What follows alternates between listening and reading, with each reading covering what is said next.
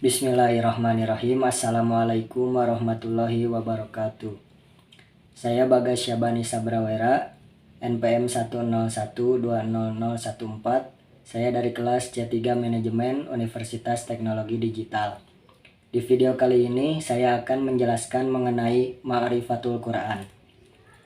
Yang pertama perlu dipahami dalam Ma'rifatul Quran yaitu Ta'riful Quran atau mengenal Al-Quran. Apa itu Al-Quran? Dalam bahasa keseharian kita sering mendengar bahwa Al-Quran adalah kalamullah atau kalam Allah.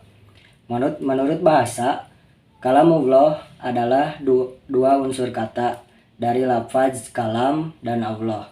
Jadi, kalamullah adalah firman Allah dalam bentuk wahyu yang disampaikan kepada Nabi dan Rasulnya melalui malaikat Jibril.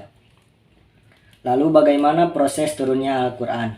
Al-Quran diturunkan secara mutawatir. Maksudnya yaitu secara berturut-turut atau berangsur-angsur. Mengapa Al-Quran diturunkan secara berturut-turut atau berangsur-angsur? Ada 6 hikmah diturunkan Al-Quran secara mutawatir atau berangsur-angsur. Yang pertama, sebagai penguat hati dari Nabi Muhammad SAW. Lalu yang kedua, Al-Quran diturunkan secara mutawatir, fungsinya yaitu untuk menjawab permasalahan umat. Yang ketiga, sebagai cerminan untuk orang mukmin terhadap kesalahan yang mereka perbuat. Yang keempat, memudahkan dalam menghafal dan memahami Al-Quran. Yang kelima, metode mendidik umat secara bertahap. Dan yang keenam, sebagai bukti dari kebesaran Allah Subhanahu wa Ta'ala. Menurut Al-Zarqani dalam Manahil Al-Irfan, proses turunnya Al-Quran terbagi menjadi 3.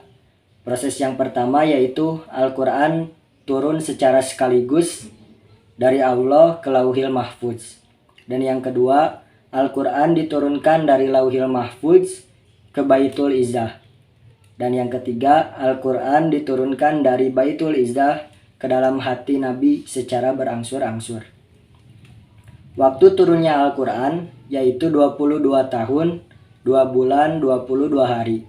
Terdiri dari 30 juz, 114 surat, 6.236 ayat, 74.437 kalimat, dan 325.345 huruf.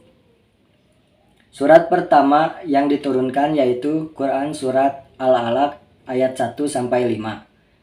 Ayat ini diturunkan pada malam 17 Ramadan tahun 1610 Masehi di Gua Hiro.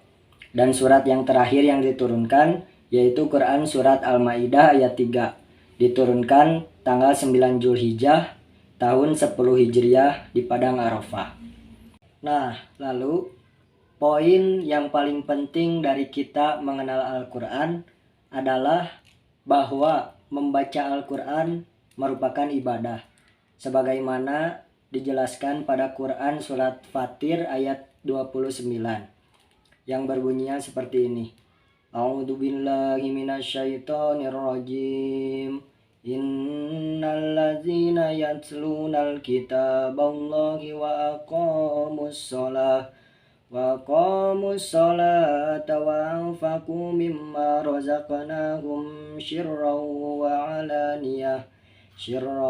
wa alaniyatan yarjuna tijaratan lan tabur.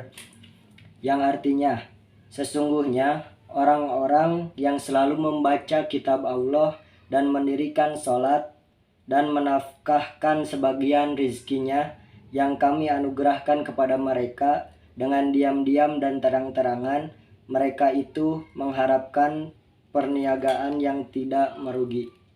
Lalu, ketika kita sudah memahami tentang pengertian dari Al-Quran serta proses turunnya Al-Quran, kita juga perlu memahami bahwa Al-Quran itu sebagai mukjizat. Apa itu mukjizat? Mukjizat adalah sesuatu yang sangat luar biasa yang bertentangan dengan adat atau keluar dari batas faktor yang telah diketahui. Al-Quran adalah mukjizat. Mengapa demikian? Karena Al-Quran adalah kebenaran. Sebagaimana dijelaskan dalam Quran surat Al-Baqarah ayat 23. A'udzu billahi minasyaitonir rajim. Wa in kuntum fi raibim mimma nazzalna ala abdina fa'tu bi suratim min misli wad'u syuhada'akum min dunillahi in kuntum shadiqin. Yang artinya, dan jika kamu tetap dalam keraguan tentang Al-Quran yang kami wahyukan kepada hamba-hamba kami atau Nabi Muhammad, buatlah satu surat saja yang semisal Al-Quran itu, dan ajaklah penolong-penolongmu selain Allah jika kamu orang-orang yang benar. Dari segi isinya, Al-Quran mengandung dua mukjizat. Yang pertama, di dalam Al-Quran terdapat berita atau janji mengenai masa yang akan datang, di mana hal itu di luar kemampuan dari manusia. Dan yang kedua, di dalam Al-Quran terdapat fakta ilmiah yang tidak diketahui manusia di tanah Arab pada saat itu, tetapi fakta tersebut dijelaskan dengan tepat dan terbukti kebenarannya. Lalu mengapa Al-Quran istimewa? Ada 4 poin yang membuat Al-Quran istimewa. Yang pertama yaitu Al-Quran diturunkan oleh Allah dan langsung dipelihara olehnya. Lalu yang kedua, Al-Quran tidak diturunkan sekaligus, seperti yang sudah saya jelaskan di materi Ta'riful Quran yang tadi.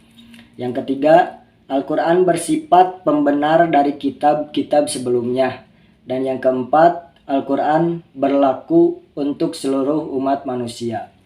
Materi selanjutnya dari Ma'rifatul Quran yaitu Asmaul Quran atau nama-nama Al-Quran. Al-Quran berasal dari bahasa Arab yaitu Quran, di mana kata Quran merupakan akar dari qara'a yaqra'u Qur'ana yang berarti bacaan. Karena seluruh isi Al-Quran adalah ayat-ayat atau firman Allah dalam bentuk bacaan yang berbahasa Arab. Secara istilah, Al-Quran adalah firman Allah yang berbentuk mukjizat yang diturunkan kepada Nabi terakhir melalui malaikat Jibril. Ada beberapa nama-nama Al-Quran. Yang pertama yaitu Alkitab, yang berarti Al-Quran sebagai kitab yang tertulis. Lalu Al-Huda, yang berarti Al-Quran sebagai petunjuk bagi orang-orang yang bertakwa. Lalu ada pula Ar-Rahmah atau rahmat, yang berarti Al-Quran akan melahirkan rahmat bagi seluruh umat manusia. Lalu ada juga An-Nur, yang berarti Al-Quran sebagai cahaya petunjuk bagi siapapun yang membacanya. Lalu ada juga Ar-Ruh, yang berarti Al-Quran menghidupkan sesuatu selayaknya jasad manusia, menghidupkan hati manusia yang telah mati. Lalu ada juga Asy-Syifa atau obat. Al-Quran sebagai obat bagi umat manusia, atau Al-Quran sebagai penyembuh bagi seluruh penyakit yang ada di dalam dada. Sebagaimana dijelaskan dalam Quran surat Yunus ayat 57. A'udzu billahi minasyaitonir rajim. Ya ayyuhan nasu qad ja'atkum mau'idatum mir rabbikum wa shifaa'un lima fis sudur wa hudaw wa rahmatul lil mu'minin. Yang artinya, hai manusia, sesungguhnya telah datang kepadamu pelajaran dari Tuhanmu dan penyembuh bagi penyakit-penyakit yang berada di dalam dada, dan petunjuk serta rahmat bagi orang-orang yang beriman. Nah, mungkin cukup sekian penjelasan dari saya mengenai Ma'rifatul Quran. Terima kasih atas perhatiannya. Mohon maaf atas segala kekurangan dan kesalahan. Billahi taufik wal hidayah. Wassalamualaikum warahmatullahi wabarakatuh.